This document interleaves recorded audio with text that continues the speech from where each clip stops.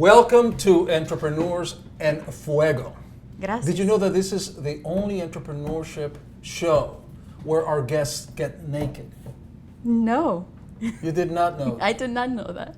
Emotionally. Oh, okay. So just relax. Really relax. Everything is cool. But hey, you never know. I tried that line. It's worked a couple of times. Oh, okay. We had a lot of fun. We can, key in the music, and boom. The next thing we're having a party over here. Great. Rosa, how are you? I'm doing great. How about yourself?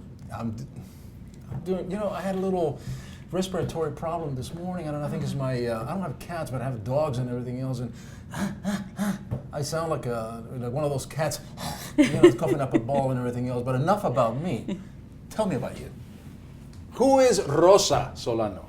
And the reason that I ask, because I don't know. You have like 20,000 businesses. You got all this shit going on, man. What's happening here? Well, I was born in Mexico. Yeah. Came to the United States when I was 5 years old. Yeah.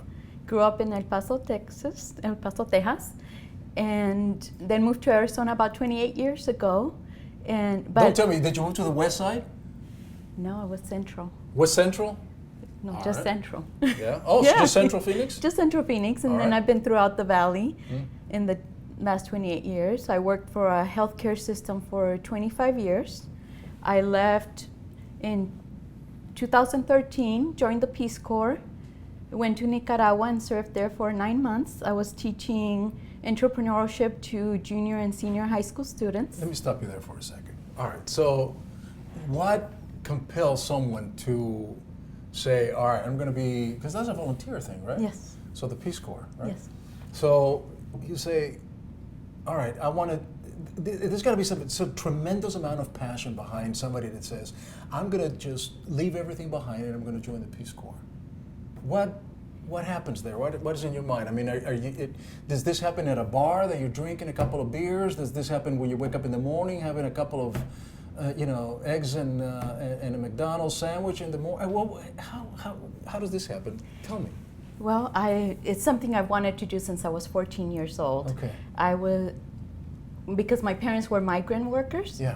We got the opportunity to go to Austin, Texas and take summer school classes part-time and then work part-time. So they were teaching us how to get out of the farming work and be more business. Yeah. During one of my English classes, our teacher told us to write our obituary as to how we wanted to be remembered. Wow. And that just, I wanted, in my mind, I'm thinking, what is it that I want? And I've always wanted to volunteer and help others. So throughout my career, I've volunteered through different organizations. And I went through a divorce years before I went into the Peace Corps. But at that time, I just felt, okay, this is my time. I have no strings. I'm financially okay that I can not work for a couple years and go and serve. And I decided this is my time. Was that the best time in your life? It was a learning experience. It was the most difficult job I've ever had because I had 7 schools in a city of about 200,000 people, kind of Queen Creek size. And you're teaching entrepreneurship, you said, right? Yes, to 7 schools, at 7 schools. So I'm constantly running in and out. I'm doing fundraising because I need to put the kids through competition, and I have to coordinate the local, the regional, and then get them to the national competition because the kids are having to start their business from idea to implementing it, selling it, and see if it's going to be feasible. So what's the craziest entrepreneurship idea that you heard from the kids? They wanted to bring physics to education, which is really a great idea. And they actually developed toys made out of steel, and so they welded them and balanced them in different angles to help kids really engage the physics part of it and not be afraid of it, be more of okay, this is a fun thing we can learn through education, or we can learn through playing. Mm-hmm. And they actually won the most innovative project during the national competition. I would imagine these kids are certainly not from silver spoon households. These are kids from the street, right? Yes. And for you to see this type of innovation, for you to see this type of creativity, does it break your heart? Does it make you feel, proud, like a proud mom, I would imagine, right? I mean, It does. what is that feeling? And the main thing about it is because they were the most challenging kids I had. It's a group of 6 kids. They don't get along with the teacher. Ah. So they're kind of in a struggle between themselves. Right. And here I am. I don't have kids, so I've never worked with kids in teaching. I've never been a teacher. Right. And trying to bring them together. So first we started with working separate, me with the kids, the teacher with the kids. And then there was struggle between the teacher and I, and how we need to put our differences aside because we need to help these kids get further along into the program. But then you have to earn their trust as well. And, Yes. and as soon as they earn your trust, then I think things become a little bit easier, yes? Yes, and actually I'm happy to say I earned their trust to where they would come to my house looking for me. Oh. We would sit on the doorsteps because I'm living with a host family, borrowing a room, and it's a porch community, that's what they call them. Yeah. So we're sitting out on the porch on the steps, and we're going through what they need to do next to get into their project and do their presentation, because they have to do a PowerPoint presentation along with creating their product. Wow. So That's amazing. Yeah. So let's kind of fast forward a little bit here to the future. And now you're involved with a lot of enterprises, a lot of endeavors. What is the project that you're working on right now? my main project right now, when I returned from the Peace Corps, before I left to the Peace Corps, I met this wonderful man that said he would wait for me to come back, and he did. So that when I was ready to come back, we decided we were going to start a store. What kind of store? It's a resale store. Okay.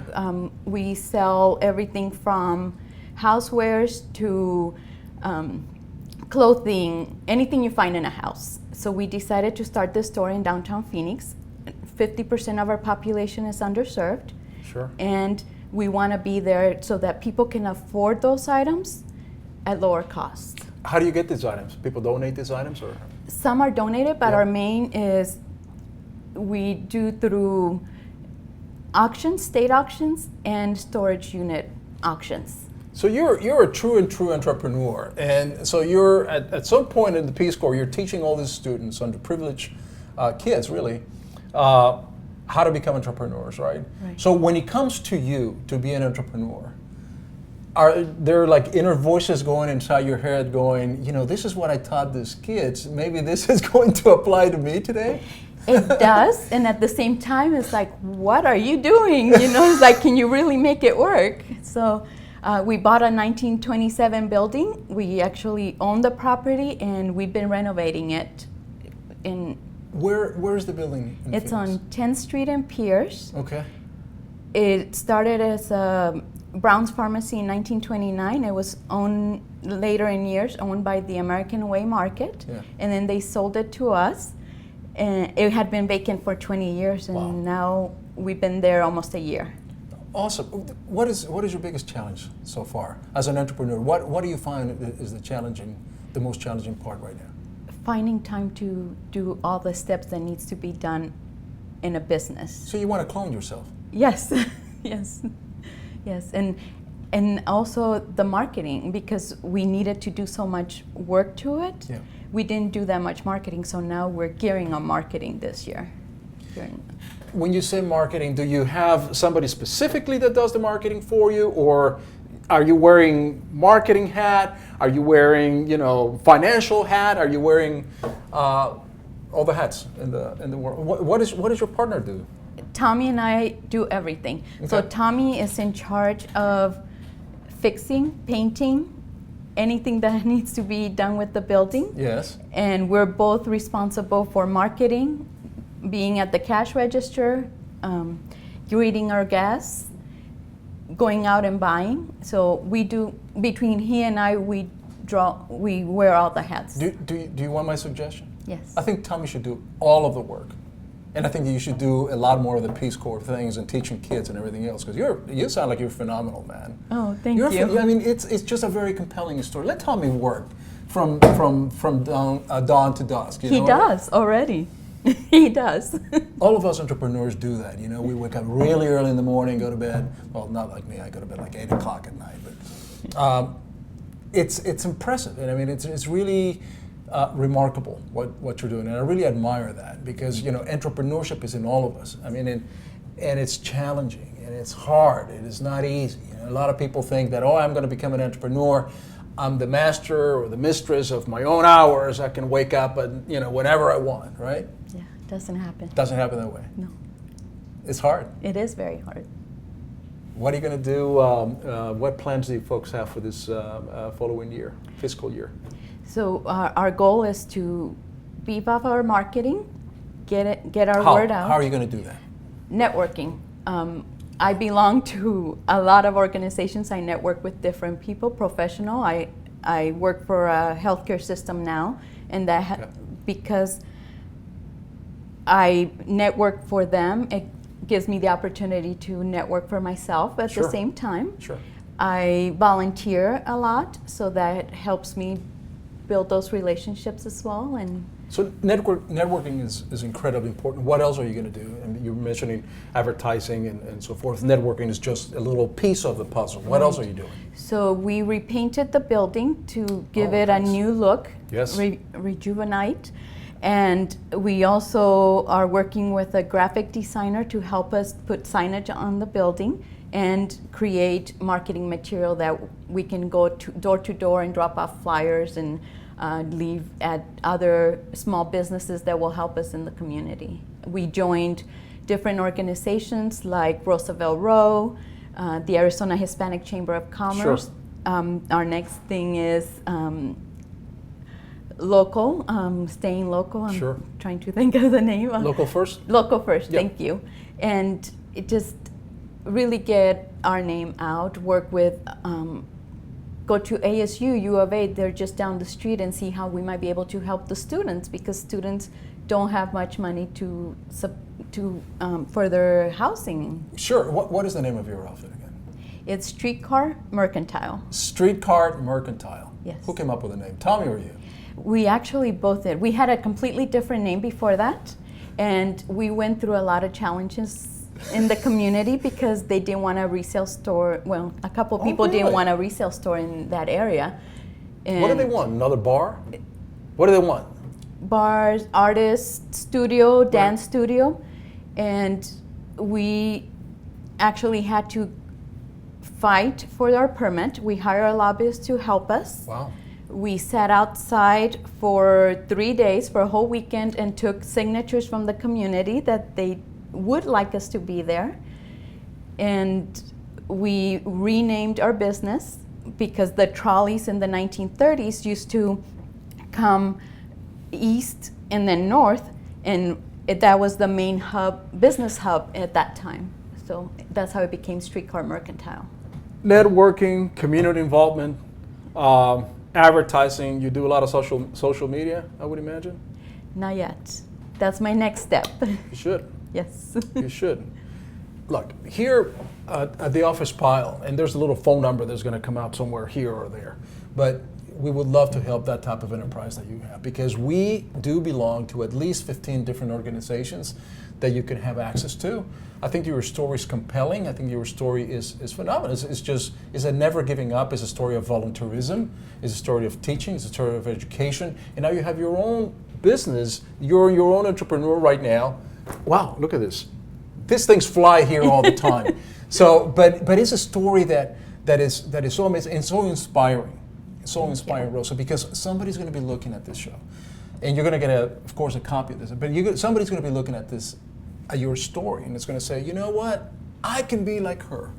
I can do what she is doing, and that inspiration, as much as you have inspired all these people that you've taught the entrepreneurship classes for those 2 years that you were in the Peace Corps in Nicaragua. I ended up being there 9 months. Oh, okay. Because I came back early. But it's still throughout that time you inspired a lot of people, and by telling your story, you definitely will inspire a lot of people. I'm so proud that you're here, and so proud that you're doing this thing. So proud to call you my friend. Thank you, thank you. And our next step is starting a foundation for men who are trying to get back into the business aspect, and providing the clothing for their interviews at no cost. So what you're telling me is that you want to be back in the show at some point in time to hawk that. Yes. You will. Yes. But you can only get one shirt. Okay. That's it. And this is either for you or Tommy, and this is the Office Pile T-shirt. We give this to all of our guests. And I really wish you the best of luck, man. And do come back. Thank you so much. I really appreciate what you do. It's really Thank terrific. you. I appreciate it. Thanks. We're out.